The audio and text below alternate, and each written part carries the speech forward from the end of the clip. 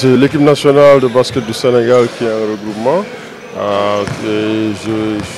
C'est toujours un énorme plaisir de venir voir le groupe, d'apporter des mots d'encouragement. Et c'était l'occasion aussi de voir le président de la Fédé, Sagana Diop, qui est là pour sa première pige. Tous, c'est la famille, hein, c'est Amadou Mbodj. Je suis très heureux de voir Malaindo et Pabi, tout le leadership ici. C'est encore une fois, je sais que nous avons un gros challenge devant nous, mais je n'ai aucun doute que ces garçons vont être à la hauteur.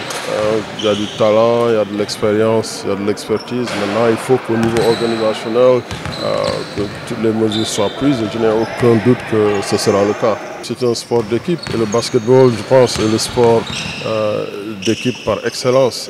Tout part de là, ce n'est pas des individualités au bout du compte qui vont gagner des matchs. Oui, par moment, mais je pense qu'avec le challenge qu'on a, et puis toujours, je pense que l'objectif de tout entraîneur, c'est de former un groupe soudé, de former un collectif. Et ça, c'est dans tous les sports. Ce qui a fait, je pense, le mérite du coach Aliou Cissé et de tous nos lions au foot, c'est que finalement, on a toujours eu ces individualités, on a toujours eu ces joueurs de classe mondiale, mais maintenant, arriver à faire une symphonie, et c'était le cas aussi, je pense qu'en 2002, lorsque notre équipe de foot avait fait ces résultats, c'est parce que tu sentais qu'il y avait un groupe soudé, il y avait un objectif commun et tout le monde tirait vers le même panier. Il est préparé, il a eu un cursus en tant que joueur, 13 ans à NBA, il a joué pour de grands entraîneurs, il a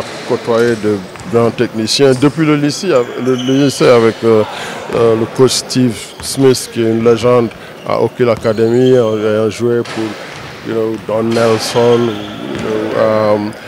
Avery Johnson, John Lucas, etc. Bon, et puis aussi, surtout son dernier passage sur le banc de Houston, mais avant cela avec Quinn Snyder au Utah Jazz où il a commencé. C'est quelqu'un qui était très respecté déjà en tant que joueur. Nous étions ensemble à Dallas et je me souviens du coach Lally qui disait qui vraiment toujours soulignait son intelligence dans le jeu. Et c'est pourquoi il était le starting center lorsque Dallas était en finale en 2006. Et puis il a de la passion pour ça. Lorsqu'il m'a dit il y a quelques années qu'il voulait vraiment se lancer dans le métier, bon, on a cogité ensemble. Il commence déjà à Utah dans la salle vidéo. Et je pense que tout part de là. Mais il a le mérite. Il n'est pas nommé head coach de Rochester Knicks pour rien. Et maintenant, je pense qu'aussi il a eu l'intelligence d'appeler Amadou Mbodj, qui aussi fait son chemin avec les Chicago Bulls. Des gens qui se connaissent et qui connaissent le métier.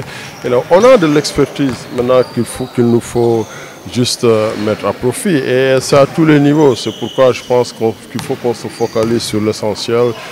Boniface a fait un excellent travail. Je pense que cette équipe au championnat d'Afrique de Kigali, à l'Afro-Basket, on a vu tous ces jeunes, que ce soit les Mbaye, Ibu, Blanco, commencer à montrer beaucoup de promesses. C'est cette promesse-là que Sagana va continuer avec, et il faut que tout le monde s'y mette. Je pense que c'est ça l'importance. On a une expertise qui est là.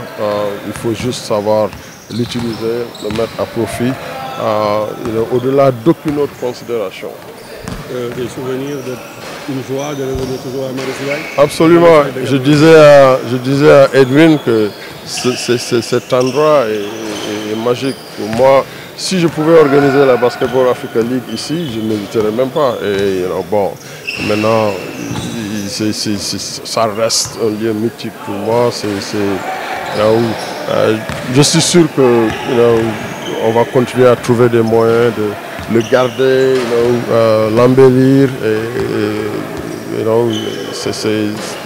Je disais à Edwin tout à l'heure, qu'est-ce qu'on pourrait faire, par exemple, pour vraiment amener un coup de pouce pour que cet édifice continue à être là et puis dans de meilleures conditions aussi.